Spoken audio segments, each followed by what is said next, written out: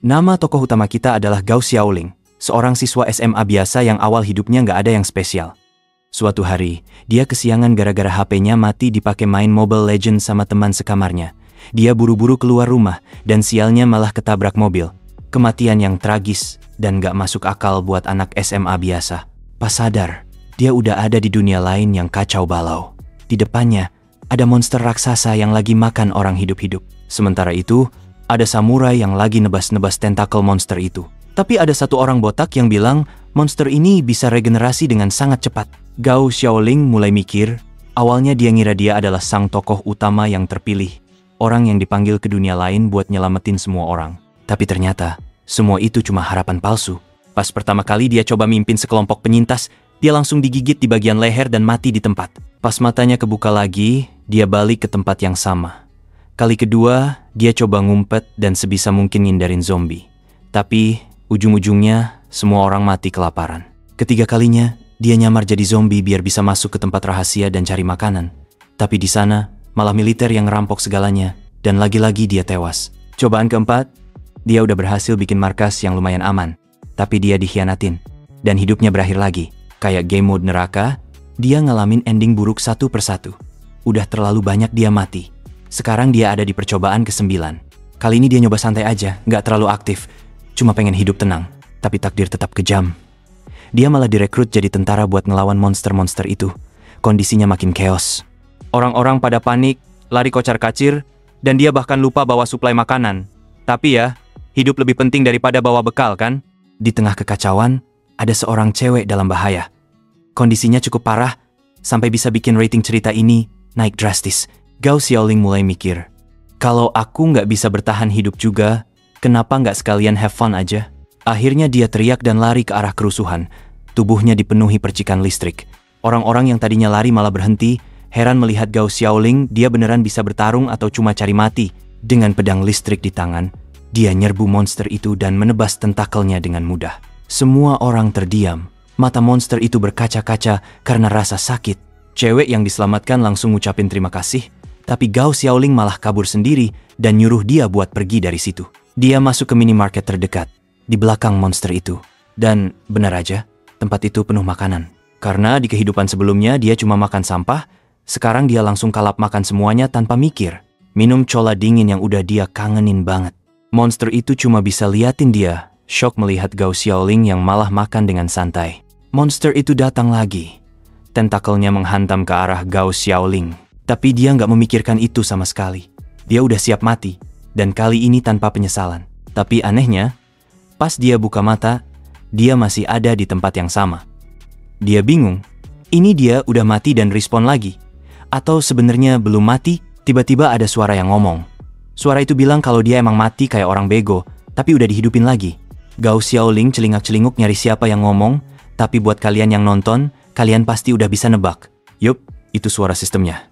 Cahaya muncul di belakangnya, dan tanpa ragu, dia langsung memeluk cahaya itu.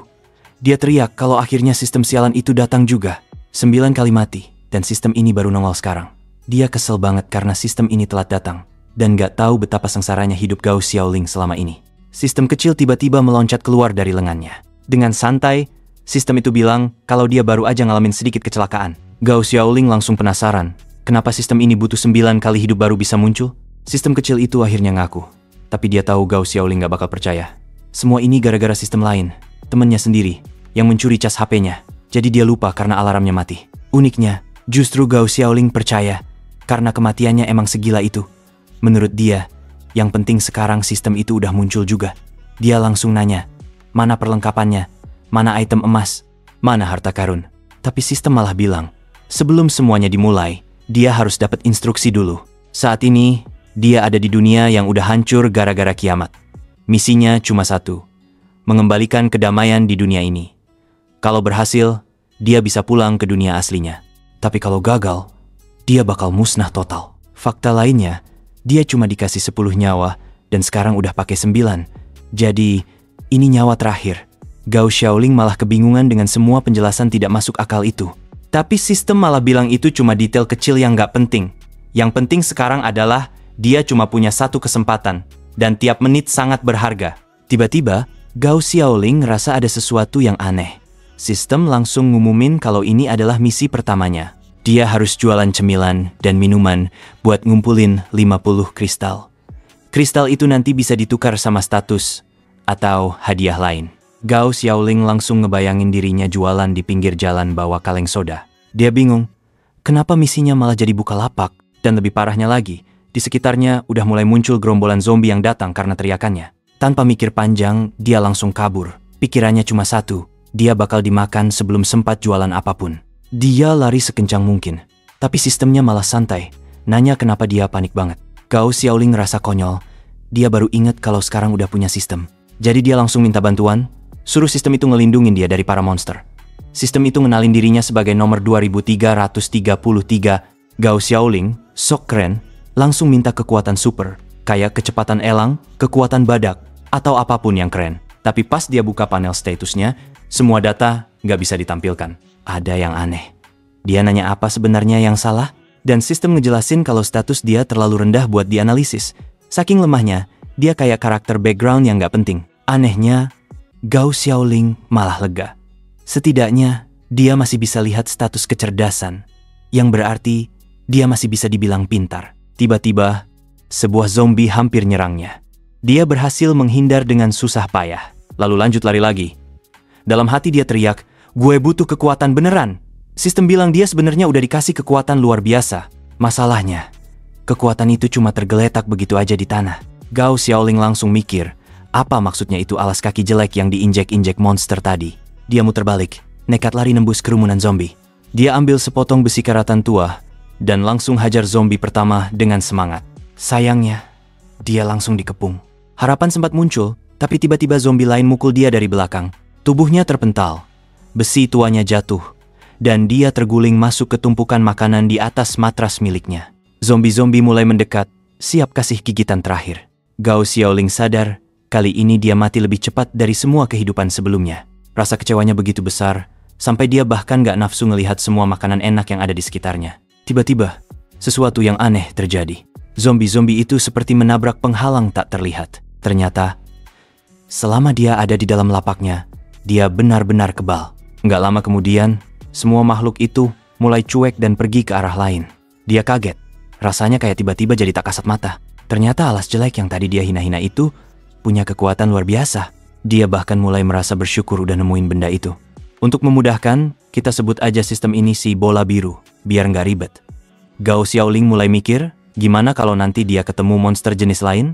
Si bola biru ngejelasin, selama dia ada di dalam lapaknya, dia nggak bisa mati. Akhirnya, dia sadar kalau ini mungkin satu-satunya cara buat bertahan hidup. Tanpa malu, dia langsung joget kegirangan. Misi ini ternyata nggak sesulit yang dia kira. Tapi, bola biru langsung kasih peringatan. Efek perlindungan dari lapak itu cuma aktif 3 kali sehari. Kalau dia gagal nyelesain misinya sebelum batas waktu, perlindungannya bakal mati. Dan yang harus diingat, matahari bakal tenggelam dalam 30 menit. Begitu malam tiba, aktivitas monster bakal makin brutal. Dia kesel sendiri karena disuruh buka lapak di tempat kayak gini. Zombie di mana-mana dan dia satu-satunya manusia di sekitar situ. Tapi tiba-tiba, 3 orang muncul. Mereka bilang, hari ini mereka dapat banyak barang, dan kejutan ini pasti bikin bos mereka senang. Gao Xiaoling ngerasa dia beruntung. Tapi dari tampangnya, orang-orang ini nggak kelihatan ramah. Mereka berhenti, dan langsung kaget melihat ada lapak makanan berdiri di tengah kiamat. Ada permen, ada makanan ringan, bahkan ada soda. Mereka ngelihatnya kayak nemu harta karun. Gao Xiaoling nyuruh mereka santai aja, pilih makanan sesuka hati. Orang-orang itu langsung minta kentang goreng dan daging kering. Dia jawab mereka beruntung, karena mereka adalah pelanggan pertamanya. Langsung berubah jadi mode pedagang. Dia bilang harga spesial, cuma 50 kristal, nggak pakai mahal. Tapi 3 orang itu malah bingung dan menertawainya. Mereka ngerasa nggak masuk akal harus bayar di tengah kiamat. Salah satunya langsung ngeluarin pistol dan bilang dia harus bersyukur mereka lagi mood bagus.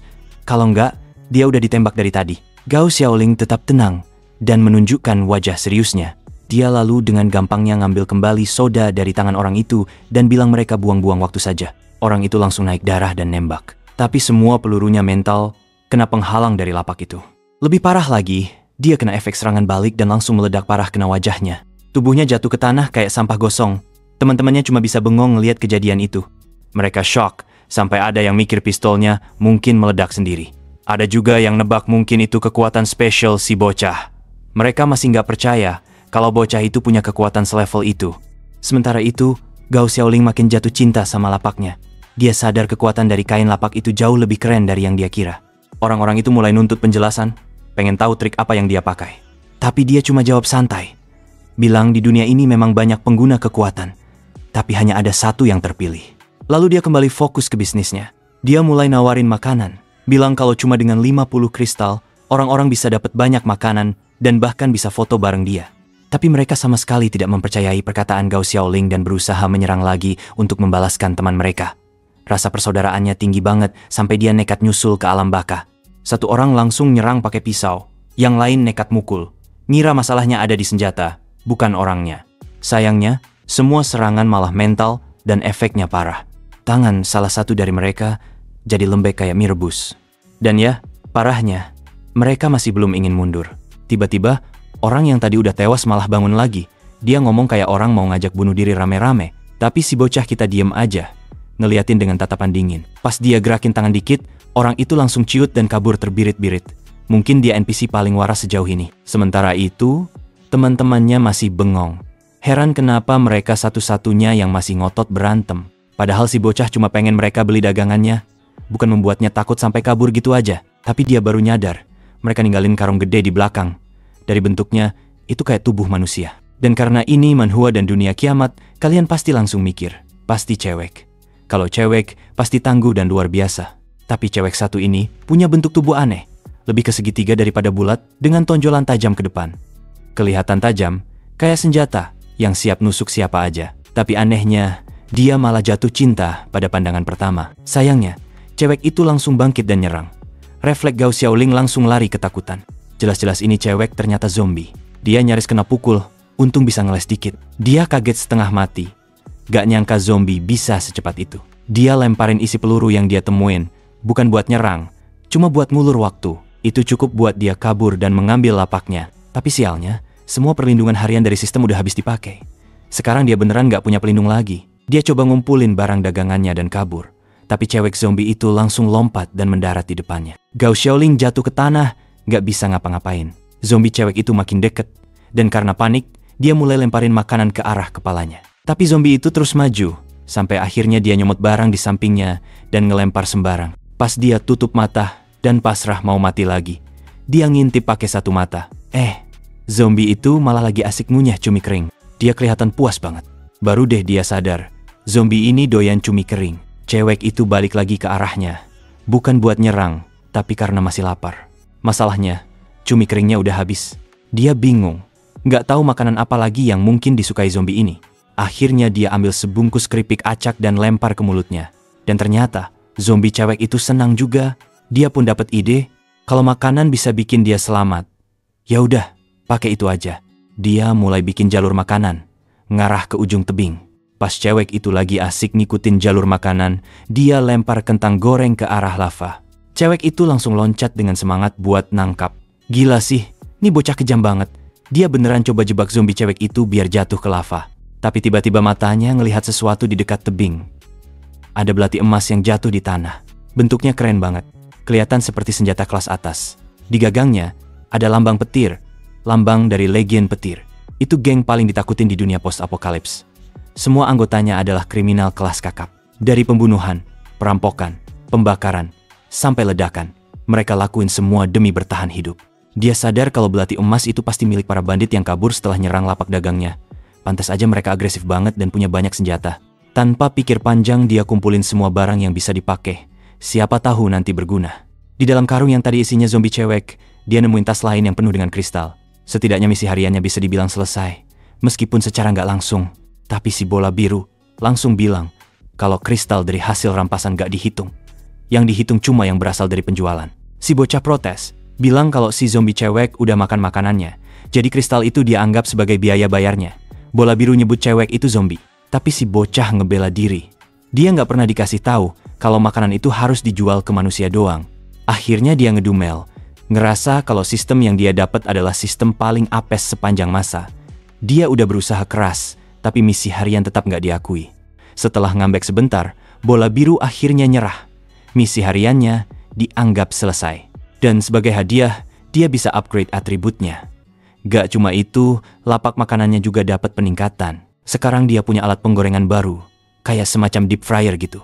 Sayangnya, dia nggak begitu antusias.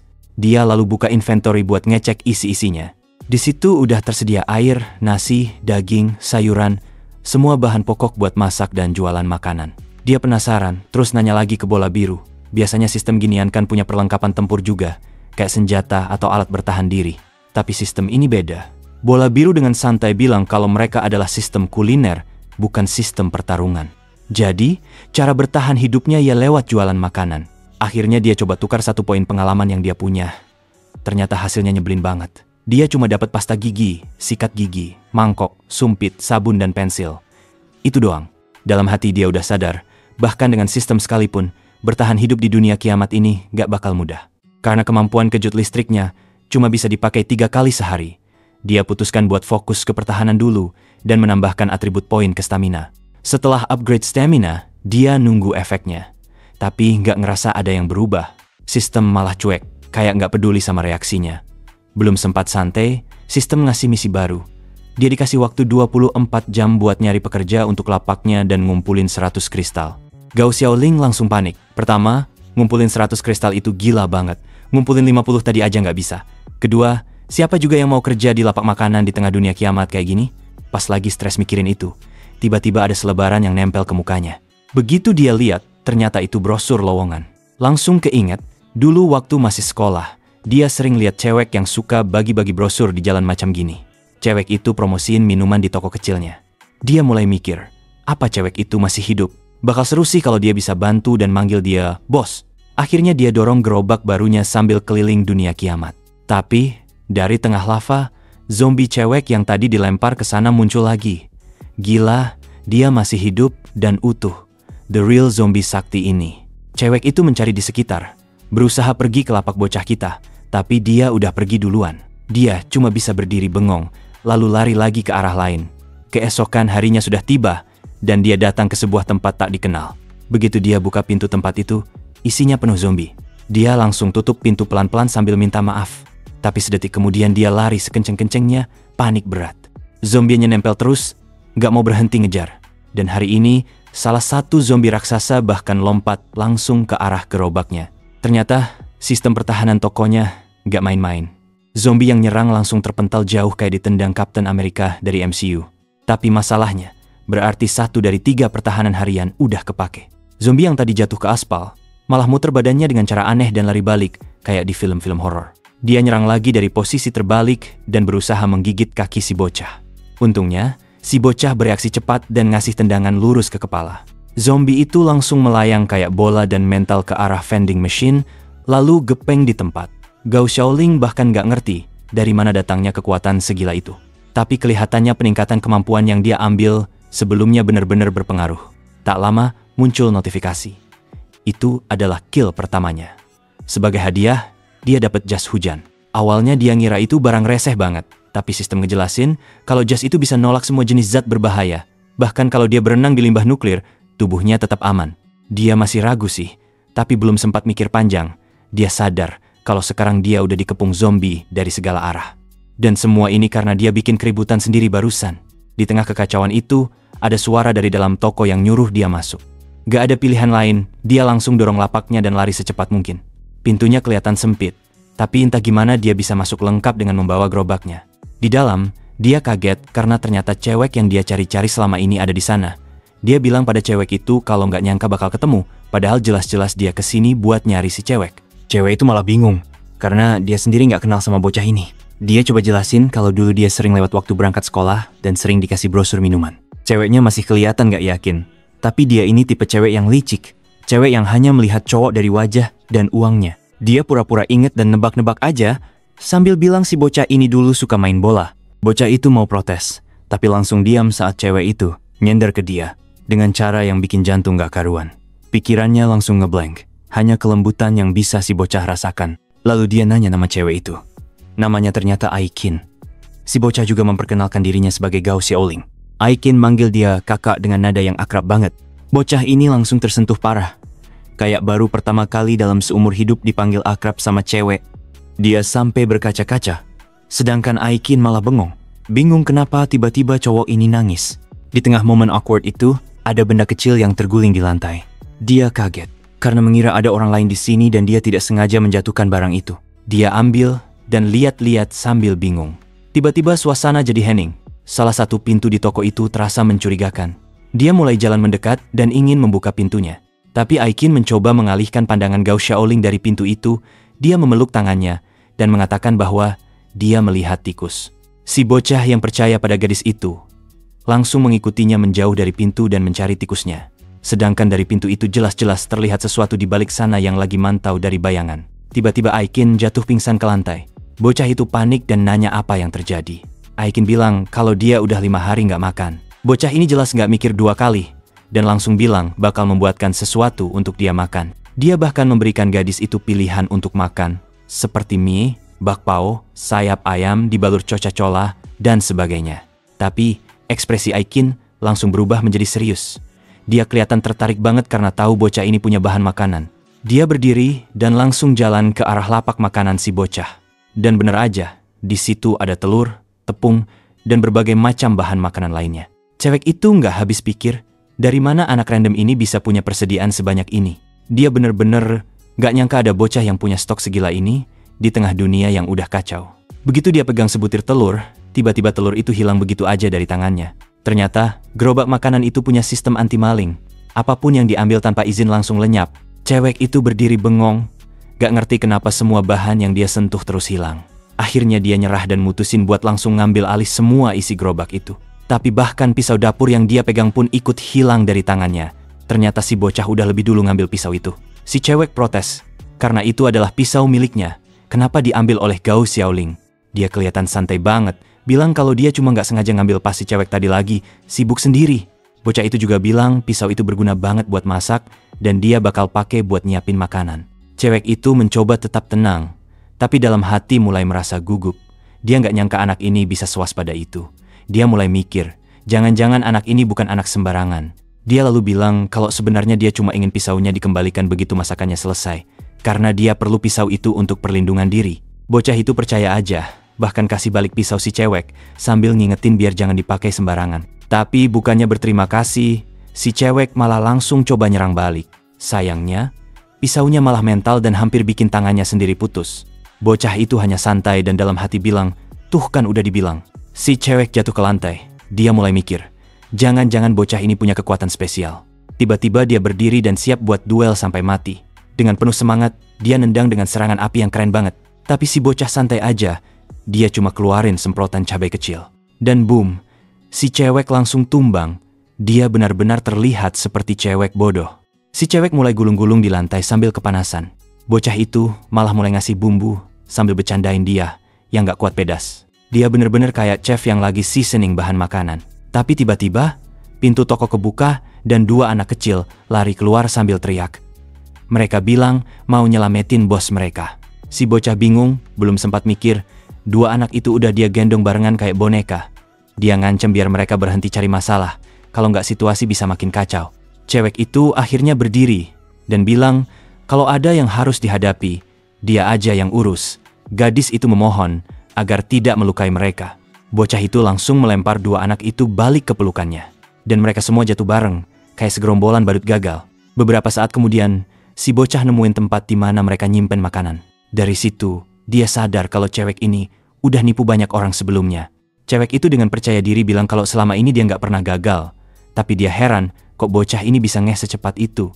Bocah itu dengan santai bilang, siapapun yang ketipu pasti orangnya terlalu bego. Dia nemuin sisa-sisa makanan di kaleng, padahal katanya udah 5 hari nggak makan. Dan yang paling mencurigakan, ada bekas darah di lantai tapi tubuh cewek itu nggak luka sedikit pun. Yang berarti hanya ada satu kemungkinan, jelas ada yang mati di situ. Dia bersyukur karena nggak jadi korban selanjutnya. Anak-anak kecil itu coba bela si cewek. Katanya mereka cuma ngelakuin itu ke orang jahat yang punya niat buruk ke bos mereka, Aikin. Tapi setelah mendengar pernyataan itu dari kedua bocil, membuat Gao Xiaoling sekarang terlihat seperti penjahat. Tapi gadis itu tidak memiliki pilihan. Di tengah kiamat kayak gini, semua orang harus berusaha buat tetap hidup. Entah kenapa, alasan itu dianggap cukup dan si bocah setuju aja. Atau mungkin dia emang kejam, karena setelah itu dia bilang bakal melakukan apapun yang dia mau. Wajah semua orang langsung berubah ketakutan. Dan Aikin juga mulai kelihatan panik. Dia bilang udah lama nggak makan daging segar. Anak-anak kecil langsung panik, mikir mereka bakal dimakan hidup-hidup. Mereka sama sekali nggak ngerti sebenarnya bocah ini mau ngapain. Si bocah hanya ingin nikmatin rasa takut mereka. Tapi cewek pirang malah bilang kalau emang mau makan seseorang, mending dia aja yang dimakan. Katanya dua anak kecil itu belum tumbuh sempurna. Tapi anak-anak itu malah debat balik dan berusaha saling melindungi. Menurut mereka, daging anak-anak jauh lebih empuk. Mereka bahkan rela ngorbanin diri sendiri demi nyelamatin bos mereka. Si bocah jadi kesel sendiri. Kenapa sekarang dia benar-benar kelihatan jahat padahal cuma bercanda? Tiba-tiba si adik kecil batuk keras. Kakaknya langsung panik dan teriak minta tolong. Aikin nyalahin si bocah, bilang dia udah nyekik adik kecil itu sampai nggak bisa napas. Tapi si bocah cuma santai. Bilang kalau trik mereka buat mencobanya ngelepas ikatan tali nggak akan berhasil. Si adik masih terus batuk keras, seolah-olah hampir mati. Anehnya, si bocah malah muji aktingnya yang keren banget. Tapi yang lain terus meyakinkan kalau ini bukan akting. Kalau dibiarkan, dia bisa beneran mati. Akhirnya si bocah minta sistem buat ngecek kondisi si anak kecil. Setelah discan, sistem ngasih hasil yang bikin shock. Ada infeksi serius yang nyebar di tubuhnya. Kalau nggak dikasih perawatan, dia nggak bakal bertahan lebih dari 3 hari. Pas sistem selesai ngasih hasil, si anak kecil batuk darah. Dan disitulah si bocah sadar, ternyata dia nggak bohong. Dia buru-buru ngelepas tali ikatannya. Dua temannya langsung bantuin dan baringin dia di lantai. Sayangnya, kondisi si anak sudah terlalu memburuk. Si bocah ngelihat lukanya, dan kelihatannya kayak bekas peluru. Dia bingung, siapa yang bisa sekejam itu? Cewek pirang akhirnya cerita kalau pelakunya adalah kelompok Thunder Legion. Sebelum semua jadi kacau, ibu salah satu dari mereka dulu cuma pelanggan biasa di toko ini. Gadis itu udah nonton banyak film zombie, jadi begitu ngelihat ada orang kegigit, dia langsung ngunci tempatnya. Awalnya semua orang kerja sama, nunggu bantuan datang. Tapi makin hari, makanan makin habis, dan sifat asli manusia mulai muncul. Ada satu orang yang bilang anak kecil itu nggak butuh makan sebanyak orang dewasa. Ibunya langsung protes karena anaknya lagi sakit dan butuh makan. Tapi si pria cuek. Menurut dia, kalau anak itu udah sekarat, nggak bakal bertahan lama juga. Ngasih dia makan cuma buang-buang makanan. Si kakaknya karena marah, langsung gigit tangan si pria itu. Pria itu mau balas mukul, tapi untungnya Aikin datang tepat waktu. Dia ngelumpuhin si pria dan nangkep si anak kecil di udara. Aikin nanya kenapa dia berani-beraninya nyolong makanan dari orang lain. Tapi si pria malah ngancurin roti yang dia pegang dan nyinyir. Bilang kalau roti itu bahkan gak bisa dibilang makanan. Menurut dia, semua bakal mati kelaparan juga nantinya. Aikin gak peduli dan langsung ninggalin dia. Dia bilang kalau orang itu lapar, ya cari makanan sendiri. Jangan jadi pengecut yang gak berani ngelawan zombie dan hanya berani pada anak-anak. Si pria jelas gak seneng denger itu. Tapi kalau kalian kira orang bakal bersikap rasional di tengah dunia yang kayak gini, jelas kalian salah besar. Seorang nenek tiba-tiba buka suara dan bilang kalau si pria itu ada benarnya. Rasa lapar udah jadi hal serius, jadi mereka harus dapat jatah makanan lebih. Ada juga orang lain yang nambahin, bilang dalam kondisi kayak gini, semua stok harus dipakai aja sekarang. Urusan ganti rugi nanti aja kalau situasi udah aman. Aikin coba jelasin kalau tempat ini cuma toko teh boba biasa. Jelas aja mereka nggak punya stok makanan sebanyak itu. Tapi ada cewek lain yang malah tunjuk ke sebuah pintu yang terkunci dan nanya kenapa pintu itu nggak dibuka juga. Tapi Aikin menjawab kalau sebenarnya itu cuma ruang ganti, bukan tempat nyimpen makanan. Tapi wanita dengan outfit aneh yang mirip pisang itu nggak percaya dan maksa buat lihat isinya. Orang-orang lain langsung ikutan, pada penasaran juga sama isi ruangan itu. Mereka mulai mendesak supaya pintunya dibuka.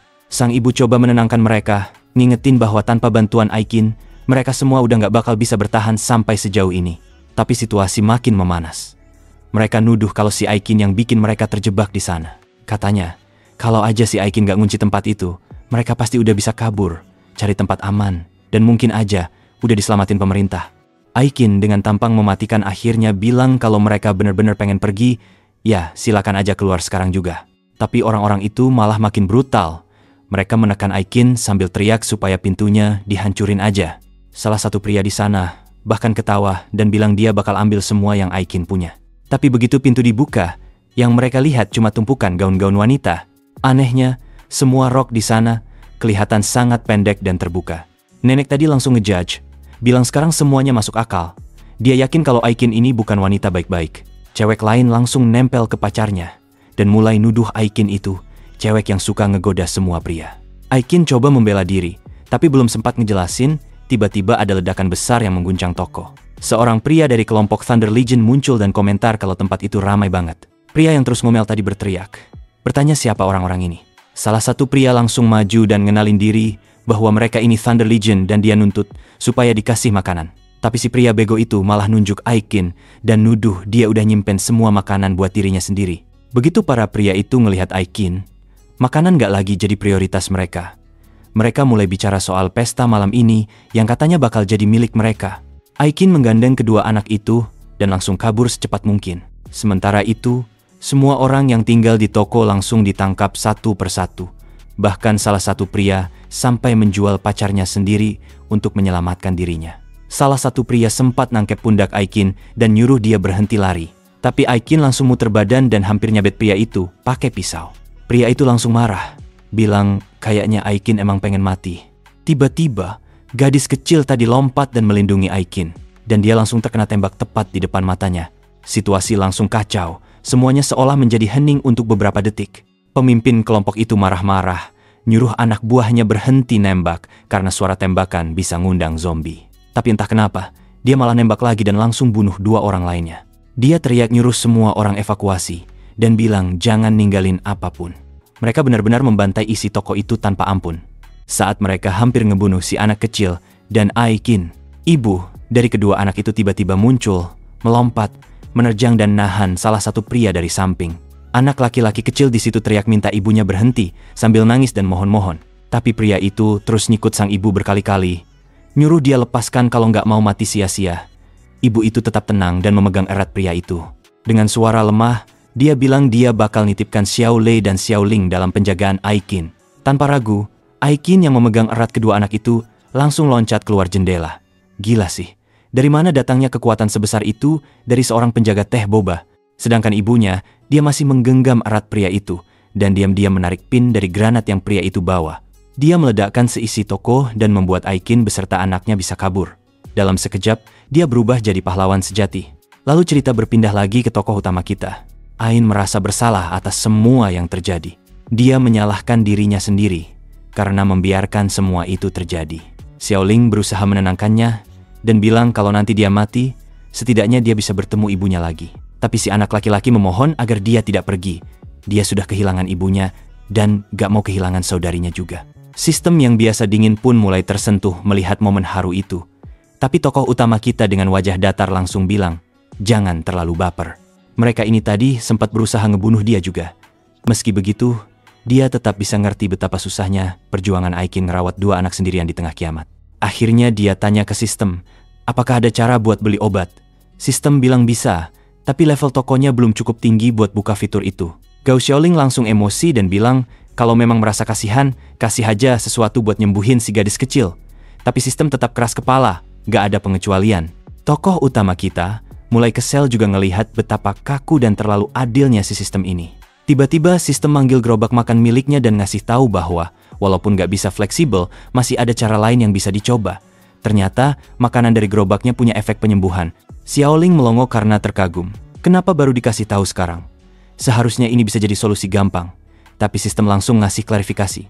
Kalau efek penyembuhannya tergantung dari level si Koki. Dan level tokoh utama kita, ya jelas masih cupu.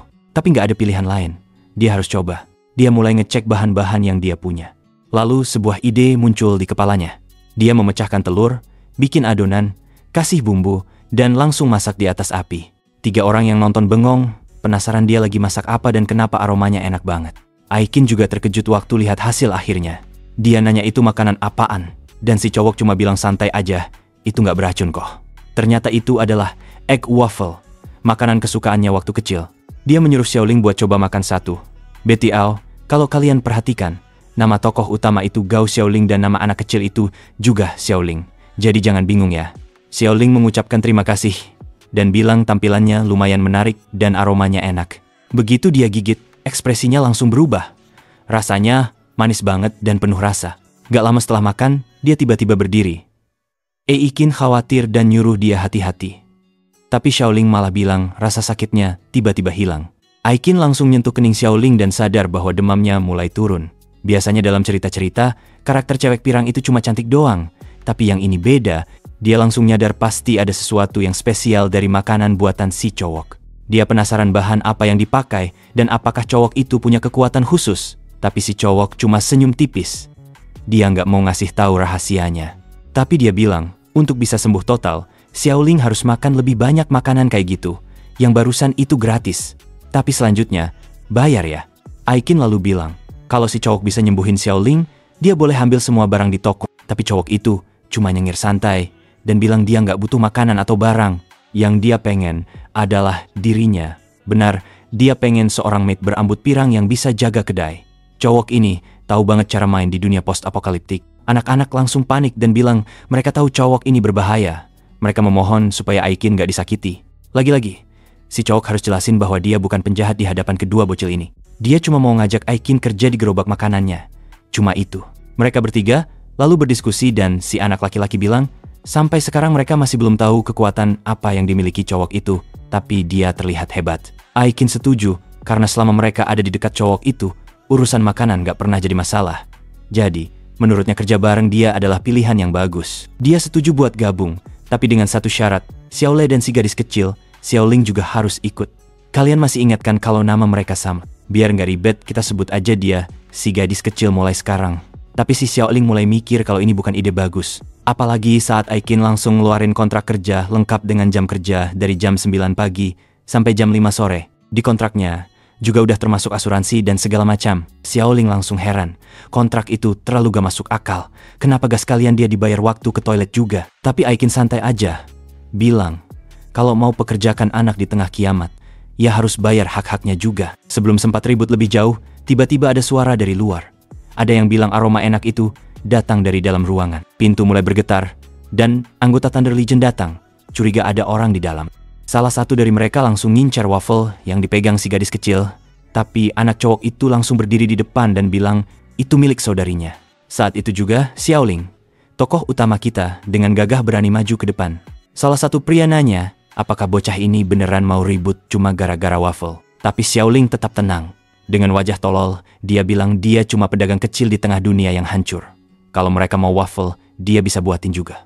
Anak buah si bos balik ke komandannya dan bilang dia sebenarnya pengen juga nyobain waffle-nya.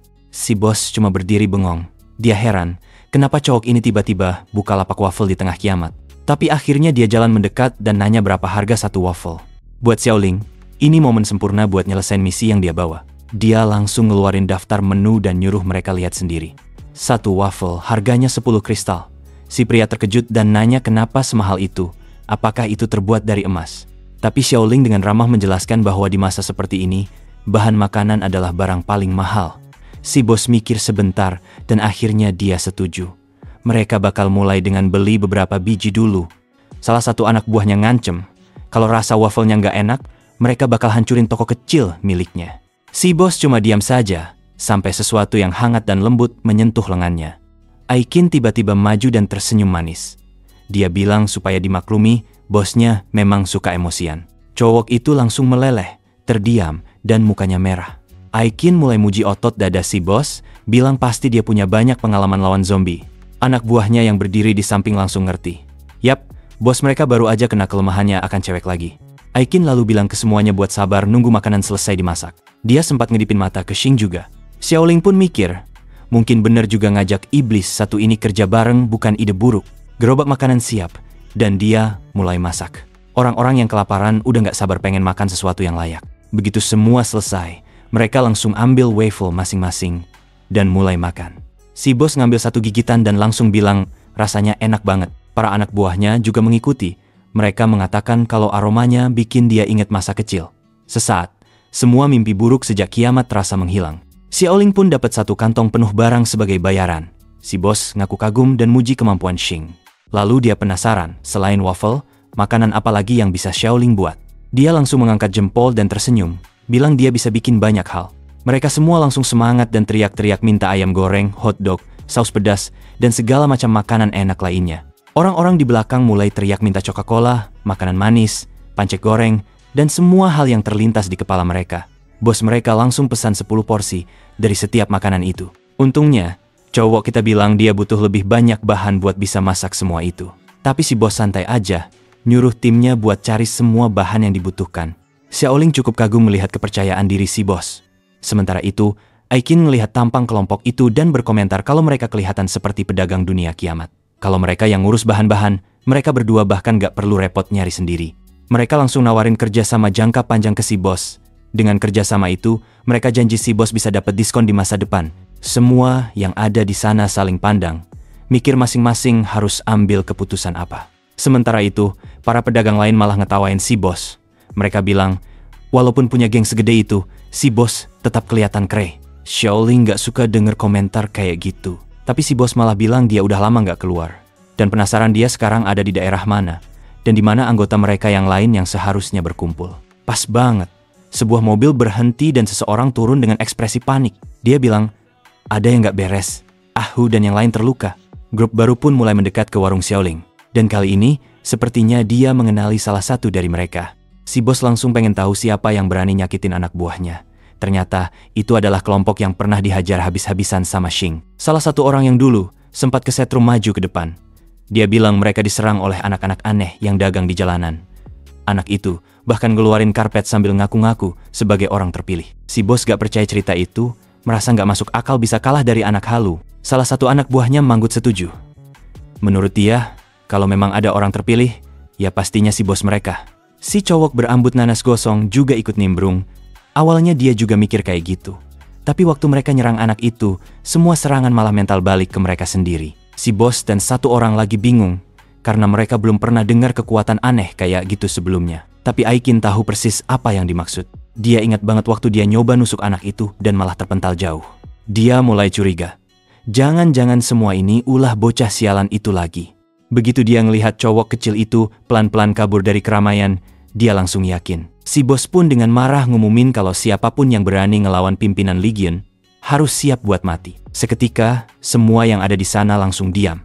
Dalam hatinya mereka mikir, bertanya-tanya apakah cowok itu benar-benar Lei Hong. Aikin mendekat, nanya ke si cowok apakah dia beneran Lei Hong, si pemimpin Legion yang terkenal itu.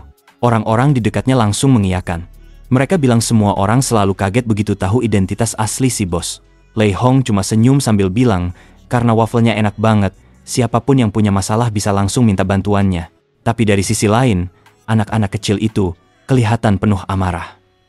Mereka tahu betul, dia adalah pemimpin kelompok yang telah membunuh ibu mereka. Lei Hong langsung angkat dua anak itu dan bertanya maksud mereka apa. Menurut dia, itu nggak masuk akal. Tangan kanannya, Damasa, juga bilang hal yang sama.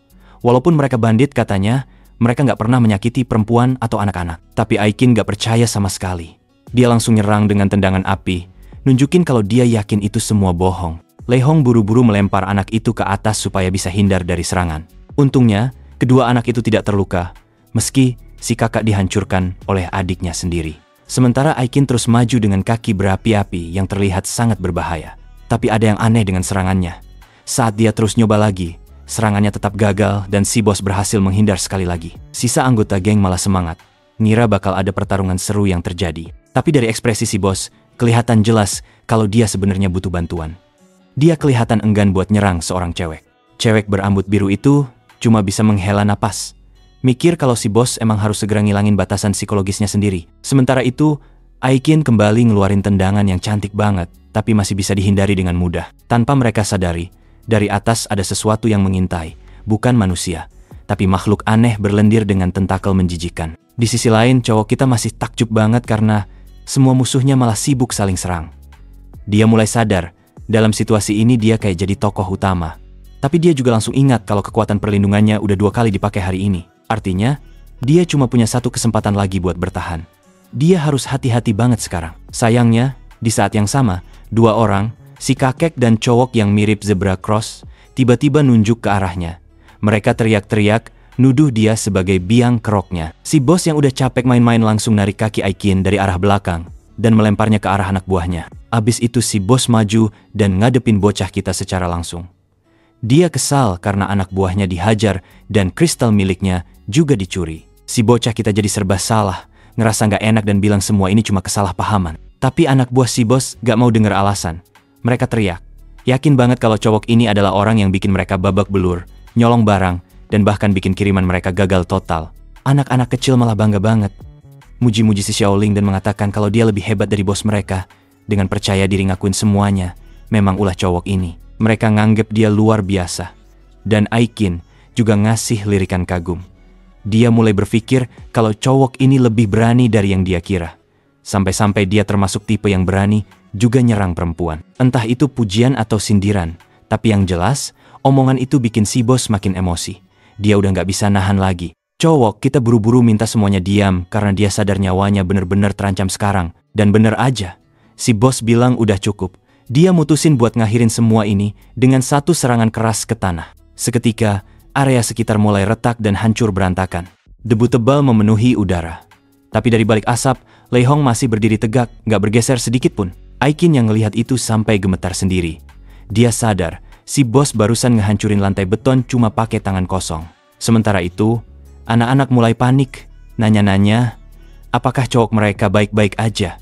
Cowok bertopeng langsung sombong, kagum sama kekuatan para pengguna ability, terutama si bos yang katanya punya kekuatan terbaik dari semuanya. Cowok kita masih berdiri, meski sedikit goyah. Dia berpikir dalam hati, kalau tadi dia kena langsung, mungkin badannya udah jadi debu. Si bos langsung masuk mode brutal. Dia ngerangkap kayak karakter anime, ngeluarin combo pukulan bertubi-tubi. Tapi cowok kita terus ngindar, gesit banget kayak belut dikasih minyak. Sampai akhirnya, Lei Hong nanya kenapa dia berani banget mukulin cewek. Tanpa nunggu jawaban, si bos langsung ngehantam lengan cowok itu. Pukulan itu cukup keras sampai dia mental jauh dan ngeludahin darah. Tapi si bos malah sedikit kagum, karena beda dari yang lain, cowok ini nggak langsung nyerah begitu aja. Belum sempat kasih napas, Lei Hong langsung nyusul dan ngasih peringatan kalau kemampuan cowok itu belum sebanding buat ngelawan dia. Anak-anak makin panik karena tahu cowok mereka nggak akan bisa menang. Dan jika si bocah kita mokat, tar anak-anak gak bisa makan waffle lagi. Di sisi lain, Aikin malah mikir kalau cowok itu mati, semua isi gerobak makanannya bakal jadi milik mereka. Tapi kenyataannya jauh lebih pahit. Kalau dia kalah, mereka semua mungkin bakal lenyap bareng sama gerobaknya, ditelan sistem. Xiaoling cuma bisa ngomel, kesel karena yang mereka lawan bukan hanya para bandit di hadapannya, tapi juga trio bandit baru. Tapi Lei Hong malah ketawa dan ngeledek bocah kita. Katanya dia kasihan karena bahkan kelompoknya sendiri udah ninggalin dia. Tanpa ampun, Lei Hong ngeluarin satu pukulan lagi yang bikin cowok itu mental ke tembok. Kali ini benar-benar keras. Bagian perutnya langsung kelihatan memerah, tembok yang menghantamnya hancur berantakan, dan si bocah nyaris gak bisa berdiri lagi. Dia udah tahu kalau menghindar bukan pilihan. Lawannya terlalu cepat, gak bakal bisa dihindarin. Satu-satunya cara cuma pakai trik pamungkas itu. Dia sadar, semakin kuat serangan musuh, makin besar juga kekuatan yang bakal dipantulkan balik. Dengan satu kesempatan tersisa, dia langsung lari ngebut ke arah Lei Hong. Si bos sempat nyengir, ngerasa kalau akhirnya si bocah menunjukkan nyalinya juga. Tapi pas pukulan datang, Xiaoling malah ngeslid di bawah lengan musuh dan lewat di antara kakinya. Dan entah gimana, dia sempat narik celana si bos pas lewat. Tiba-tiba, si bos cuma berdiri bengong, muka merah. Gak ngerti kenapa bocah itu ngelakuin hal serandom itu. Orang-orang di sekitar juga pada bingung, saling pandang gak paham apa yang baru aja terjadi. Si cewek rambut biru malah ketawa ngakak ngelihat kelakuan absurd barusan. Rencana bocah kita buat bikin si bos naik darah ternyata berhasil total. Urat-urat di wajah Lei Hong sampai kelihatan semua, saking emosinya. Dia udah diambang ledakan. Dia langsung ngegas ke arah Xiaoling. Niatnya bener-bener mau ngabisin dia. Tapi Xiaoling gak diam aja. Matanya ngelirik ke benda kecil yang tergeletak tersangkut di pinggang salah satu anggota Thunder Legion. Gak lama, dia nabrak salah satu anak buah si bos dengan bahu. Sampai orang itu gak sengaja ngebebasin Aikin, Xiaolei langsung ambil pisau yang nempel di kaki orang itu. Dengan niat balas dendam buat ibunya, dia siap nyerang ke arah bos besar. Aikin dan anak kecil satunya panik, nyuruh dia hati-hati. Cowok bertopeng ngeluarin pistol dan langsung nembak ke arah Xiaolei buat ngelindungin bos besar. Sementara itu, Xiaoling langsung emosi. Dia marah karena sebelumnya mereka bilang gak bakal nyerang perempuan dan anak-anak. Tapi sekarang malah beneran kejadian. Dia nekat ngelempar gerobak jualan ke depan bocah itu buat nahan peluru. Tapi sekarang malah gantian Xiaoling yang harus nerima amukan penuh dari Lei Hong. Di saat itu juga, Xiaoling tahu perannya sebagai tokoh utama mungkin bakal berakhir sekarang. Bahkan dia sempat nyumpah dalam hati karena nasib sialnya. Pukulan maut itu udah tinggal beberapa senti lagi dari wajahnya. Tapi tiba-tiba, suara ledakan dari dalam toko ngebuyarin semuanya. Dari balik asap, muncul sosok cewek zombie sehat yang kelihatannya masih kece dan kemungkinan besar kelaparan. Begitu dia muncul, semua mata langsung tertuju padanya. Sebelum ada yang bisa bereaksi, dia langsung menyerbu dan ngasih tendangan brutal ke wajah Lei Hong. Si bos sampai kebingungan sendiri, cuma bisa ngehirup udara sambil kebingungan. Sementara itu, si cewek berdiri dengan tenang sambil bawa benda mencurigakan yang kelihatan berbahaya banget. Dan semua orang tahu, si bos lemah banget kalau udah urusan beginian. Xiaoling langsung siapa cewek itu. Gak nyangka dia bakal muncul secepat ini. Si cewek zombie langsung ngasih satu pukulan telak yang bikin si bos mental jauh ke tembok. Sakit kuatnya pukulan itu sampai ngeluarin asap dari sekitar. Semua anggota geng bengong ngelihatnya. Cowok Zebra Cross langsung sadar kalau itu adalah cewek yang dulu pernah mereka tangkap. Tanpa banyak mikir, semua orang narik senjata dan mulai nembakin dia. Tapi dia dengan mudah ngelak dari semua tembakan itu. Gerakannya terlalu gesit buat ukuran zombie biasa. Jelas dia bukan zombie sembarangan.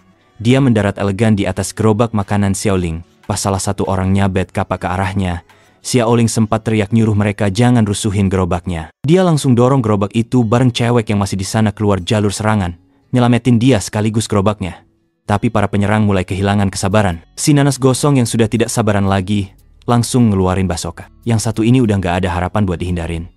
Xiaoling sempat mohon supaya mereka gak nembak senjata segede itu ke arah toko sederhananya. Tapi udah telat, peluru udah meluncur. Cewek zombie itu cuma ngelirik sekilas, kelihatan bosen banget. Si cewek itu langsung loncat dan ngiranya dia bakal ngindar. Tapi ternyata enggak. Dia malah jatuh ke tanah, ngelindungin gerobak dan bikin peluru itu nyasar tipis. Gerobaknya selamat, Xiaoling langsung kasih jempol dalam hati, ngerasa aksi cewek itu bener-bener keren. Tapi belum sempat lega, satu ledakan lagi terjadi. Lei Hong mulai bangkit dari reruntuhan. Muka penuh amarah, dia udah gak peduli lagi siapa lawannya. Dia bilang bahkan cewek pun gak akan dia ampuni sekarang. Tapi nasib berkata lain. Sebuah balok kayu yang terlempar gara-gara ledakan tiba-tiba jatuh dan nyangkut di kepalanya. Orang-orang di sekitar cuma bisa saling pandang, bingung sendiri sama apa yang baru aja terjadi. Hari itu benar-benar bukan hari keberuntungan buat bos mereka. Dia sempat marah ke anak buahnya yang bawa bazooka, tapi yang lain cuma bisa pasrah, bilang cewek itu terlalu cepat buat dihadapi. Lei Hong udah capek banget sama semua kekacauan ini, dan akhirnya mutusin buat nyudahin semuanya. Dua anggota geng paling kuat pun maju ke depan, siap ngasih serangan terakhir. Tapi si cewek zombie masih tetap elegan, tetap gesit, dan tetap gak bisa disentuh sama peluru. Sumpah, gak ngerti juga gimana caranya keluarga ini, dan bocah kita bisa tetap hidup sampai sekarang. Xiaoling buru-buru kasih saran buat cabut dari tempat itu, sebelum cewek zombie atau geng gila itu balik arah dan nyerang mereka. Tapi jauh di dalam hati, bocah-bocah tak tahu diri ini sebenarnya pengen si zombie menang. Menang dan habisin semuanya. Si cewek zombie tanpa memikirkan peluru-peluru yang melesat ke arahnya, dia menoleh ke belakang. Sampai akhirnya, si zombie ngelihat bocah kita lagi diam-diam kabur bawa makanan. Wajahnya langsung berubah serius. Dia ambil batang besi di tanah, lalu melemparnya ke udara dengan presisi. Salah satu anggota geng langsung kehilangan senjatanya karena lemparan itu. Tapi pistolnya yang pakai sistem AI masih aktif dan terus nembak ke segala arah. Bocah kita belum sempat nikmatin hidup. Sekarang dia malah harus mikirin satu keluarga lagi. Bener-bener nasib yang tragis. Dan pistol AI itu masih berterbangan di udara, ngarahin tembakan ke siapa aja tanpa aturan. Akhirnya pelurunya habis juga dan jatuh ke tanah. Bahkan musuh pun sempat sembunyi ketakutan gara-gara senjata ngaco itu. Sekarang semua orang pada bingung. Si cewek zombie kemana? Bocah kita juga lagi sembunyi di balik gerobaknya. Bingung sendiri sambil mikir pertanyaan yang sama. Pas dia mau ngajak yang lain buat kabur, si zombie tiba-tiba muncul di depannya. Si zombie yang dalam posisi terbalik masih sempatnya menutupi roknya yang akan keluar kapan saja. Dia juga memberikan pukulan salam dengan cepat. Bocah kita nggak mikir lama, langsung lari terbirit-birit bareng keluarga kecil yang ikut dengannya. Rasanya agak kasihan juga ninggalin si zombie kelaparan sendirian begitu aja. Tapi di atas langit-langit, ada sosok aneh yang lagi memperhatikan bocah kita. Si cewek zombie langsung kayak punya firasat aneh tentang dia. Tiba-tiba, si cewek zombie loncat ke arah Xiaoling dengan panik. Kayak ada yang bahaya banget. Bocah kita kaget, nggak ngerti dia salah apa sampai dikejar kayak gitu. Tapi sebelum dia sempat mikir lebih jauh, sebuah tentakel besar keluar dari langit-langit, langsung nyerang dia. Si zombie sadar dia nggak bakal sempat nyelamatin bocah itu tepat waktu. Tanpa pikir panjang, dia lempar tubuhnya ke depan buat jadi tameng. Dia ditangkap tepat di depan mata bocah itu. Bocah kita kaget, langsung lompat mundur pas ngelihat si zombie dibanting ke tembok dengan keras. Dan dari atas langit-langit, makhluk seperti gurita raksasa turun dengan bentuk mengerikan. Ukuran makhluk itu jauh lebih besar dari yang kita semua bayangkan. Saking besarnya, ruangan itu sampai kelihatan kayak lapangan bola, padahal toko itu nggak pernah sebesar itu sebelumnya. Lei Hong langsung bilang kalau itu adalah mutan. Semua anggota geng langsung ngeluarin senjata crossfire mereka. Tapi kayak biasa, semua monster di manhwa ini bisa mentalin peluru dan ngelak dengan gampang. Jadi, semua tembakan itu percuma. Dan tragisnya, cewek zombie itu langsung berubah jadi genangan darah setelah dibanting seperti boneka plastik. Perutnya remuk total. Dia udah nggak sadar lagi. Aikin dengan kesadaran penuh bilang kalau dia ngelakuin itu buat ngelindungin bocah kita. Tapi bocah itu sendiri nggak ngerti kenapa cewek zombie rela ngorbanin diri buat dia. Cewek zombie itu perlahan mengulurkan tangannya yang masih tertutup dengan erat, seperti sedang menggenggam sesuatu yang sangat berharga. Pas dia buka, di dalamnya ada snack kecil yang pernah dikasih bocah itu dulu. Snack yang sama yang dulu dipakai buat mancing dia ke kawah lava, tempat dia harusnya mati.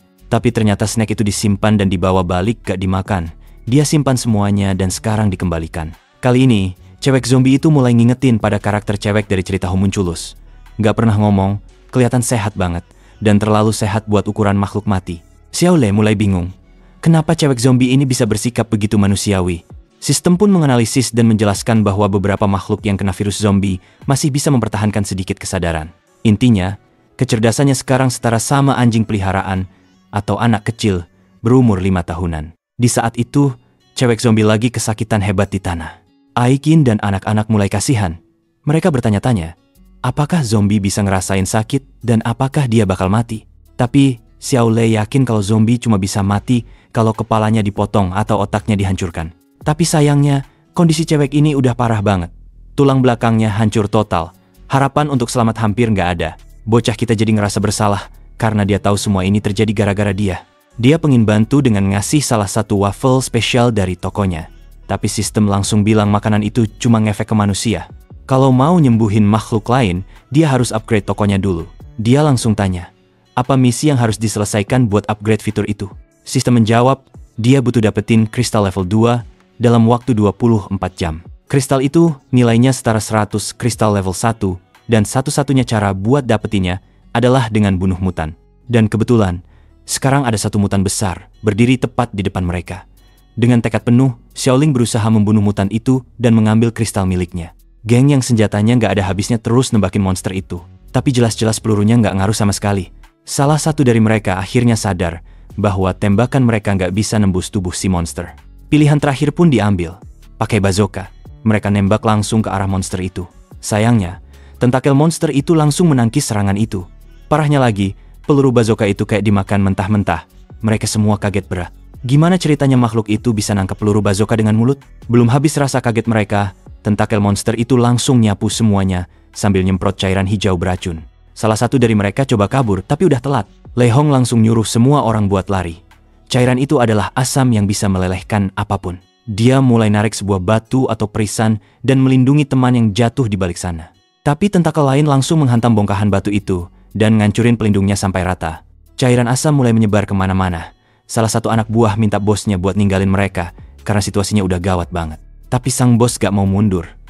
Dia terus bertahan, masih megang beton besar buat ngelindungin mereka. Kakinya udah mulai tenggelam ke tanah. Dan tiba-tiba tentakel itu nembus langsung ke arah dia. Gue udah mulai takut ini bakal jadi adegan horor berlendir lagi. Untungnya, tentakel itu cuma ngangkat dia ke udara. Di saat itu, bos akhirnya ngeluarin kekuatannya. Awalnya kelihatan bakal keren banget, tapi ternyata dia cuma berdiri sambil megangin batu. Tapi tunggu dulu, dia lempar batunya, loncat, dan langsung ngarahin pukulan ke tentakel. Dia coba narik tentakel itu mundur. Sayangnya, tentakelnya licin banget. Dilumuri lendir. Dia nggak bisa dapetin cengkeraman yang kuat. Tentakelnya langsung lepas. Dan saat itu juga, monster itu ngangkat anggota tubuh lainnya dan nyemburin hujan asam serta cairan beracun. Seseorang muncul dari balik reruntuhan, pakai jas hujan, siap hadapin serangan selanjutnya. Gao Xiaoling mulai manjat tentakel monster itu, kayak nggak ada takut-takutnya. Dia menerjang semua hujan asam beracun yang diarahkan padanya. Para anggota geng lain sampai panik, nggak nyangka dia bisa segila itu. Mereka mikir, jangan-jangan bocah ini punya kekuatan tersembunyi, tapi anehnya, nggak ada aura energi apapun yang kelihatan dari dia. Bahkan bos Lei Hong mulai percaya kalau dia adalah seseorang yang terpilih. Salah satu tentakel hampir nyambar dia, tapi Gao Xiaoling berhasil menghindar. Dia lompat ke depan dan ngeluarin semacam serangan teknik pernafasan air. Gerakannya cepat banget, mirip teleportasi. Tiba-tiba dia udah berdiri tepat di depan mulut monster itu. Tangannya megang pisau dan dia langsung nyodorin sesuatu ke dalam mulut si monster. Ternyata, dia nyodokin peluru bazooka yang nyangkut di situ. Begitu pelurunya kena tusuk yang mendalam, percikan api langsung muncul dan Gao Xiaoling kabur secepat kilat. Ledakan pun terjadi dari dalam mulut monster. Asap tebal mengepul kemana-mana dan potongan tubuh monster jatuh dari langit kayak hujan gurita. Monster itu benar-benar hancur lebur. Gao Xiaoling berdiri dengan gaya pede tingkat maksimal. Bajunya basah kuyup tapi tetap cool. Jas hujan yang dia pakai ternyata berguna banget buat nahan dampak ledakan. Setidaknya item dari sistem gak seburuk itu. Dia mulai tertarik buat dapetin lebih banyak item kayak gitu. Tapi sistem malah nyolot, bilang dia nggak bisa milih sesuka hati. Di sisi lain, Xiaoling ngelihat tubuh monster itu dan langsung ambil kristal level 2 yang tersembunyi di dalamnya. Nggak cuma itu, dia juga dapat buku resep memasak dari sistem. Dengan buku itu, sekarang kemampuan penyembuhannya bisa bekerja ke semua makhluk, bukan cuma manusia. Dia mulai penasaran sama isi bukunya. Sistem ngejelasin kalau nggak banyak orang tahu soal makanan yang disebut dalam buku itu, tapi ternyata daging mutan bisa dimakan manusia asal tahu bagian mana yang aman. Xiaoling langsung mikir kalau ini bisa jadi solusi buat stok makanan, praktis dan worth it banget. Setelah itu, dia jalan ke arah cewek zombie yang masih tenggelam di kolam darah. Dia nyodorin sesuatu ke mulut si cewek. Nggak jelas itu makanan atau kristal, tapi cuma butuh 1 detik. Cewek zombie itu langsung berdiri, sehat total. Dan kali ini beneran sehat. Wajahnya kelihatan bahagia banget, sedangkan Aikin cuma bisa melongo, kaget ngelihat perubahan drastis itu. Baru beberapa menit lalu Xiaoling kabur, kayak pengecut. Sekarang, dia sendirian ngalahin mutan segede itu. Entah dia punya kekuatan terpendam atau cuma gerak waktu lagi mood doang. Cewek zombie itu tiba-tiba nunjuk mulutnya sendiri. Tingkahnya aneh, sampai-sampai bikin orang-orang jadi curiga lagi. Tapi Gao Xiaoling malah santai aja, ngasih dia cemilan sambil jalan. Aikin awalnya mikir kalau cowok ini gak berguna sama sekali, tapi dia merubah pikirannya dan mikir kalau cowok itu bisa dipercaya. Sedangkan Xiaole masih belum sepenuhnya percaya pada cewek zombie, dia langsung ngingetin si cewek kecil buat jaga jarak dari si cewek zombie. Dia tetaplah zombie, dan kalau sampai ada yang digigit, tamat. Cewek zombie itu tiba-tiba jalan mendekat ke arah kedua bocil. Matanya ngelirik remah-remah makanan di bibir bocah kecil. Lalu dia menjilat sisa-sisanya tanpa ragu. Xiaole yang melihat itu langsung panik dan kabur, sambil neriakin protes dalam hati. Tingkah si cewek zombie makin random. Di tengah kekacauan itu, Lei Hong mendekat dan minta perhatian semuanya. Dia nyamperin Xiaoling sambil nunjuk ke arah 2 orang yang hampir mati. Si bocah bertopeng besi dan si korban tentakel. Tubuh mereka udah kayak bangkai hidup. Kulitnya membusuk dan tulangnya kelihatan. Xiaoling langsung tahu situasinya parah. Dan Lei Hong cuma bisa berharap Xiaoling bisa nyembuhin mereka. Tapi dia malah kelihatan gak seneng. Dia mulai kesel karena semua orang nyuruh-nyuruh dia seenaknya. Dia mulai terlihat seperti alat yang bisa dimanfaatkan seenaknya. Dia masih ingat banget gimana rasanya waktu Lei Hong nyerang Xiaoling Deng sekuat tenaga. Sakitnya luar biasa. Lei Hong langsung paham apa yang dimau bocah itu dan langsung nyerah. Nyuruh dia sebut aja harga yang diinginkan. Tepat sebelum angka disebut, Aikin langsung nyamperin dan megang bahunya. Refleks dia langsung singkirin ngelempar Xiaoling dan bilang kalau dia nggak bakal nyembuhin orang-orang itu mau dibayar berapapun. Bocil lain langsung setuju karena mereka nganggep orang-orang itu jahat. Tapi Lei Hong tetap tenang. Dia bilang walaupun mereka ini kelompok bandit, mereka nggak pernah nyerang orang yang nggak bisa lawan balik. Kalau ada salah satu anak buahnya yang ngebunuh seseorang, pasti karena orang itu emang bukan orang baik. Tapi anak-anak langsung bantah. Buat mereka, ibu mereka jelas-jelas orang baik. Yang jahat justru kelompok Lei Hong dan gengnya. Aikin yang sudah seperti kakak perempuan mereka, langsung nyalahin Lei Hong. Dia yakin kalau orang-orang itu sembuh, pasti bakal disuruh nyerang lagi. Tapi tiba-tiba Gao Xiaoling malah bilang dia percaya sama Lei Hong. Semuanya langsung terdiam mendengar pernyataan Xiaoling. Xiaoling lalu ngeluarin selembar kain merah dan nanya ke Xiaole apakah ini miliknya. Xiaole mengangguk, bilang kalau dia ngambil kain itu dari kelompok yang ngebunuh ibunya. Dia sengaja nyimpen buat ngingetin dirinya soal balas dendam. Xiaoling lalu ngeluarin pisau dan ngejelasin soal simbol yang ada di kain itu. Walau kelihatan mirip, ternyata arah petir di simbol itu berlawanan. Dia harus merhatiin selama 2 menit penuh baru sadar 1 petir ke kiri dan 1 lagi ke kanan. Ternyata ada yang nyontek simbol kelompok orang lain. Anak-anak mulai sadar kalau simbol palsu itu memang kelihatan asal-asalan. Yang satu tampak rapi, yang satu lagi kayak digambar bocil. Lei Hong sedikit tersinggung karena simbol itu dibuat dengan penuh usaha. Xiaoling kemudian ngejelasin, hal kayak gini biasa terjadi. Beberapa kelompok sengaja nyontek simbol musuh buat bikin konflik. Kemungkinan besar, itu juga yang kejadian di sini. Anak-anak pun mulai ragu, dan Lei Hong mulai ngerti kenapa belakangan ini mereka dibenci banyak orang. Xiaoling ngepalkan tangannya penuh emosi, dan adiknya langsung nanya, gimana sekarang cara balas dendam? Tapi Aikin malah bilang, mending lupain aja soal dendam. Ibunya pasti nggak bakal mau anak-anaknya balas dendam. Anak-anak pun terdiam. Topeng besi yang sekarat itu pelan-pelan ngomong, kalau dia cuma pengen ngerusak nama kelompok palsu itu. Tapi, dia udah terlalu lemah. Dan tiba-tiba batuk darah. Lei Hong cuma bisa terdiam karena terkejut.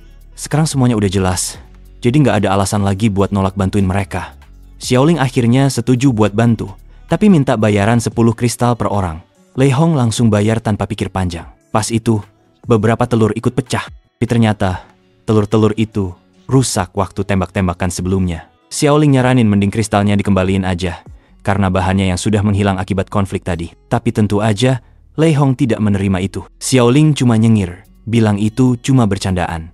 Dia bakal cari cara lain. Masalahnya, gimana caranya bikin egg waffle tanpa telur? Lalu dia kepikiran buat ngecek buku resep barunya.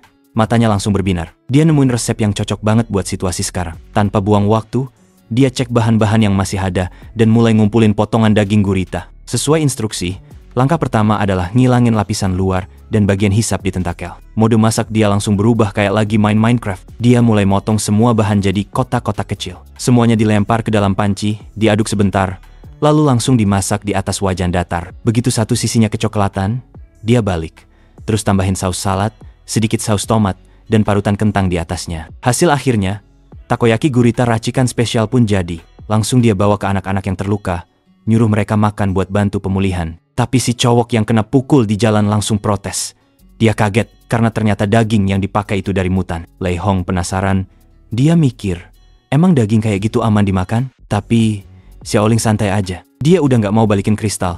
Jadi kalau mau makan, ya ini doangnya menunya. Si cowok bertopeng awalnya ragu, tapi pas dicium aromanya, dia langsung luluh. Biarpun bahan masaknya aneh, baunya bikin ngiler. Akhirnya dia ambil satu dan langsung makan. Nggak sempat ngelepas masker. Tahu-tahu makanannya udah masuk ke mulut. Tiba-tiba dia pegangan ke lehernya sendiri, kayak lagi tersedak. Teman-temannya langsung panik.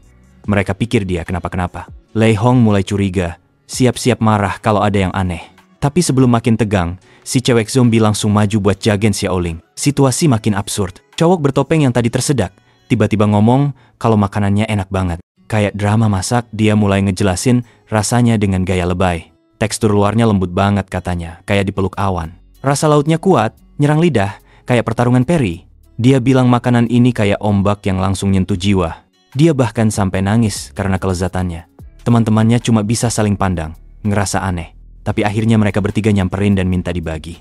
Begitu nyobain, reaksi mereka sama. Langsung ketagihan. Salah satu dari mereka bahkan maksa temannya buat makan juga. Dan pas masuk mulut, si teman langsung luluh, bilang rasanya luar biasa. Di saat yang sama, luka-luka di tubuh si cowok rambut pirang mulai sembuh. Tulangnya yang patah juga mulai menyatu lagi. Dia sendiri nggak percaya. Ini efek dari takoyaki gurita. Tapi Xiaoling cuma senyum kecil. Katanya itu cuma sentuhan spesial darinya.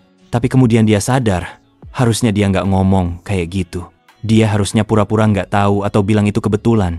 Soalnya kalau mereka mikir dia punya kekuatan spesial, bisa-bisa dia dimanfaatin atau diperbudak. Untungnya Lei Hong cuma kasih acungan jempol dan muji kemampuannya. Xing akhirnya sedikit lega. Ternyata bos satu ini nggak semenakutkan kelihatannya. Setelah itu, Xiaoling kembali nyinggung soal kerja sama yang sempat dibahas sebelumnya. Si bos mikir-mikir, tapi anak-anak buahnya langsung nolak. Mereka keberatan. Karena sebelumnya Xiaoling sempat ngalahin semua orang di sini. Tapi Colin ngebantah.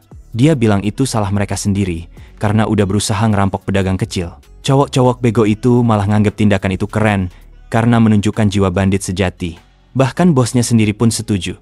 Katanya, ya ada benarnya juga. Salah mereka sendiri, pamer makanan di tempat terbuka. Udah jelas, bandit manapun pasti tergoda buat nyolong. Tapi kemudian, Xiaoling mulai curiga, dan mengubah topiknya ke si zombie cewek. Kalau mereka cuma bandit biasa, kenapa bawa cewek ini di dalam karung? Walaupun dia setengah zombie, dia tetap seorang wanita. Nggak masuk akal kalau harus diperlakukan kayak barang. Wajah geng bandit itu langsung berubah aneh. Salah satu dari mereka bahkan kelihatan gugup. Ternyata, mereka bawa cewek itu buat dijadiin hadiah buat bos mereka. Alasannya, karena cewek itu terlalu cantik. Rencana mereka adalah ngadoin si zombie cewek ke bos, supaya bisa bantu dia ngelawan rasa takutnya sama perempuan. Anak-anak di kelompok Xiaoling langsung mikir, ini orang-orang otaknya di mana sih? Bahkan Aikin yang biasanya santai pun kelihatan shock. Zombie cewek pun masih bisa jadi target kelakuan bejat. Bandit bertopeng dengan bangga bilang mereka yakin bosnya bakal senang. Soalnya, selama ini tiap ketemu cewek, si bos langsung gugup nggak karuan. Mereka kira, zombie ini bisa jadi terapi khusus buat menyembuhkan rasa takut itu. Lei Hong langsung malu berat dan ngerasa harga dirinya jatuh bebas. Dia nyoba ngejelasin kalau semua ini nggak masuk akal sama sekali. Karena makin absurd, dia akhirnya ngancem mau hajar semua bawahannya kalau nggak ngaku yang sebenarnya. Salah satu dari mereka dengan kepala nanas ngotot, katanya semua ini dilakukan karena cinta. Yang lain juga setuju, bilang mereka cuma peduli sama si bos. Mereka cuma ingin lihat pemimpin yang mereka sayangi bisa berubah jadi lebih baik. Dan ya, akhirnya pertarungan pecah. Lei Hong tanpa ragu langsung nyerang anak buahnya sendiri. Pas suasana lagi kaos, sistem tiba-tiba ngingetin Xiaoling soal satu hal penting. Dia belum resmi merekrut karyawan buat tokonya. Xiaoling bingung, soalnya dia pikir udah ngajak Aikin kerja. Tapi sistem ngejelasin, proses rekrutmen baru dihitung sah kalau dua-duanya sepakat dan si karyawan udah pakai seragam resmi dari sistem. Xiaoling langsung kepikiran macem-macem, mulai dari seragam dokter yang formal, sampai baju ala maid yang sopan dan tertutup. Tapi tiba-tiba imajinasinya ngelantur ke arah yang, ya lo tau lah, dia ngebayangin kostum kelinci yang nyeleneh, buat dipakai jalan-jalan bareng keluarga. Xiaoling sempat senyum-senyum sendiri ngebayangin itu semua. Sayangnya, sistem langsung ngegas. Dibilangin kalau sistem ini adil dan gak bakal nyediain seragam aneh-aneh. Tapi entah kenapa, sebuah baju maid beneran muncul di tangan Xiaoling. Begitu lihat desainnya, dia langsung kecewa karena tampilannya biasa banget. Meskipun begitu, baju itu tetap dikasihin ke Aikin yang masuk ke keluarga kecil yang bareng dia. Mereka harus pakai itu karena emang aturan sistemnya begitu. Si bocah kecil kelihatan semangat, sedangkan Xiaolei kesal, dan Aikin kelihatan bingung. Xiaoling buru-buru bohong, bilang itu cuma karena baju mereka yang lama kotor, makanya harus ganti secepatnya. Aikin udah siap ganti baju saat itu juga di tempat. Xiaoling buru-buru nyuruh dia masuk dulu kalau mau privasi. Bandit-bandit yang lihat cuma bisa ngakak, termasuk cewek berambut biru. Mereka semua nganggep itu hal sepele. Tapi Aikin cuek aja. Dia udah mulai pakai baju baru itu tanpa mikir dua kali. Masalahnya, badan Aikin terlalu berisi. Kancing bajunya nggak bisa nutup. Lei Hong yang lagi ngintip dari jauh langsung mimisan. Hampir aja dia tumbang di tempat. Xiaoling langsung ngomel ke semuanya. Nyuruh mereka berhenti ngeliatin dan kasih respek ke cewek satu ini. Tapi tiba-tiba sesuatu mental dan kena kepalanya. Dia ngambil barang itu, lihat sebentar, terus nengok ke arah Akim. Dan saat itu juga, dia sadar. Mukanya langsung terlihat datar dan pucat. Tidak, nggak mungkin, pikir dia. Authornya ini jelas-jelas sengaja bikin semua kayak gini. Dia dikasih tubuh sempurna, tapi ujung-ujungnya malah ngejebak semua orang di tempat ini kayak orang bego. Tapi yang bikin makin ngeselin, cowok itu punya perut kotak alias six pack. Sementara Xiaoling cuma bisa ngelus dada, mimpi punya badan kayak gitu aja udah susah. Ternyata, yang beneran kaget, justru Xiaoling sendiri. Dia baru nyadar kalau korban sebenarnya adalah dirinya. Aikin cuma nyengir, dan dengan santai nunjukin kalau dia nggak pernah bilang dirinya cewek. Semua orang terdiam, ngerasa tertipu. Xiaoling ngerasa terguncang karena apa yang dia bayangin selama ini langsung hancur. Aikin ternyata cowok, tapi suka pakai baju cewek. Dia bilang, dia cuma suka aja tampil kayak gitu. Suka dandan dan pakai dress karena menurutnya itu nyaman. Akhirnya semua mulai ngerti, ternyata ini yang disebut cross-dressing. Xiaoling langsung down. Impian punya asisten romantis yang cantik mendadak runtuh total. Dan Aikin tahu banget itu. Kayaknya dari awal itu emang niat dia buat ngeprang si Xiaoling. Pas suasana mulai tenang, sistem muncul lagi. Ngasih pengingat buat nyelesain kontrak kerja. Sistem nanya sekali lagi, apa Xiaoling beneran yakin sama pilihannya? Tanpa banyak mikir, dia langsung siapin semuanya. Kertas kontrak muncul di depan mata. Isi lengkap, durasi kerja, gaji, dan detail lainnya. Xiaoling ambil pena dan nulis namanya. Anehnya, dia malah nulis nama Shang Xiao. Padahal, dari awal cerita dia dipanggil Xiaoling. Anjir juga yang translate. Tapi ya sudahlah, yang penting ceritanya jalan. Zombie cewek yang dari tadi, diem langsung ngeliatin dengan tatapan serius. Setelah selesai, Xiaoling nyerahin kontraknya. Aikin yang ngeliat ekspresi Xiaoling langsung paham. Dia heran kenapa Xiaoling malah kelihatan sedih. Padahal, harusnya dia senang, karena nggak semua orang bisa dapat asisten kayak Aikin. Sementara itu, Xiaoling cuma bisa mikir dalam hati. Orang-orang lain dicerita kayak gini, udah sibuk ngumpulin harem penuh cewek-cewek cakep. Tapi dia harus ngurus anak-anak dan cowok yang suka pakai baju cewek. Gak nyangka hidupnya bakal seabsurd ini. Pas Aikin mau tanda tangan, tiba-tiba zombie cewek lari secepat kilat. Dia nyamber kontrak itu langsung pakai mulut dan kabur. Xiaoling panik banget. Dia langsung ngejar sambil teriak-teriak kayak orang gila. Begitu ketangkep, dia coba ambil kembali kontraknya. Tapi udah terlambat. Zombie cewek itu udah ninggalin bekas gigitan tepat di tempat tanda tangan harusnya ditulis. Dan secara otomatis, kontrak itu dianggap sah. Seketika tubuh zombie cewek mulai bersinar terang. Ada cahaya dari elemen api, angin, petir, dan energi murni lainnya yang keluar dari tubuhnya. Kayak ledakan kekuatan besar yang udah lama ditunggu-tunggu. Evolusi akhirnya terjadi. Untuk pertama kalinya, semua ngerasa ini adalah momen yang layak ditunggu. Author boleh aja ngerusak mood sebelumnya, tapi yang ini benar-benar epic. Walau beberapa waktu setelah kejadian itu, suasana udah agak tenang. Di luar toko, Aikin tampak ngambek. Dia masih kesel karena Xiaoling milih zombie cewek ketimbang dirinya yang katanya lebih keren dan menarik. Tapi karena dia tetap dapat kompensasi lumayan, dia nggak terlalu marah juga. Mungkin dia tetap kerja buat Xiaoling, tapi tanpa kontrak resmi dari sistem. Jadi kapan aja bisa cabut kalau dia mau. Tapi Xiaoling sendiri ngerasa tempat itu udah nggak layak ditempati lagi. Mereka harus pergi dan cari tempat baru. Tiba-tiba Aikin senyum misterius. Ternyata dia cuma ngeprank. Dia bilang sebenarnya dia udah mutusin gabung sama tim Lei Hong. Lei Hong janji bakal ngurus dia dan anak-anak kecil itu. Dan menurut Aikin, itu pilihan terbaik buat bertahan hidup. Xiaoling langsung setuju. Meskipun mereka bandit, paling nggak mereka punya hati nurani. Mereka bisa jaga anak-anak ini lebih baik dari kebanyakan orang. Dan pas lagi ngobrol, si bocah kecil teriak manggil Xiaoling dari kejauhan. Dia ngasih sebuah kartu ke Xiaoling. Katanya, kartu itu jatuh waktu si zombie cewek mulai berevolusi. Ternyata, kartu itu punya nama dan identitas si zombie cewek. Namanya adalah Bai Fei Fei. Xiaoling langsung ucapin terima kasih. Di saat yang sama, Lei Hong datang dan ngasih secari kertas berisi lokasi markas mereka. Dia bilang, kalau nanti ada masalah, Xiaoling bisa langsung nyari mereka ke tempat itu. Xiaoling ngeliat alamatnya. Ternyata itu adalah penjara King Sen, tempat yang super aman dengan sistem keamanan lengkap. Xiaoling ngasih pujian, karena menurutnya, tempat itu emang pilihan yang tepat. Lei Hong cuma senyum, lalu ngejelasin, sebelum dunia jadi kacau, gak ada yang mau berakhir di penjara. Tapi sekarang, penjara justru jadi tempat paling aman buat bertahan hidup. Di tengah momen serius itu, Akim udah nempel kayak lem ke Lei Hong. Muji-muji dia setinggi langit. Lei Hong panik dan nyuruh orang buat jauhin Aikin dan gantiin bajunya ke pakaian cowok. Tapi Aikin ngotot. Dia bilang dia berjuang buat kebebasan berpakaian. Beberapa waktu kemudian, rombongan bandit itu pamit dan pergi. Anak-anak kecil melambaikan tangan ke arah Shing. Pala nanas dan sisa geng juga ngasih pesan supaya hati-hati dan jangan sampai dimakan zombie. Xiaoling cuma melambaikan tangan sebagai balasan.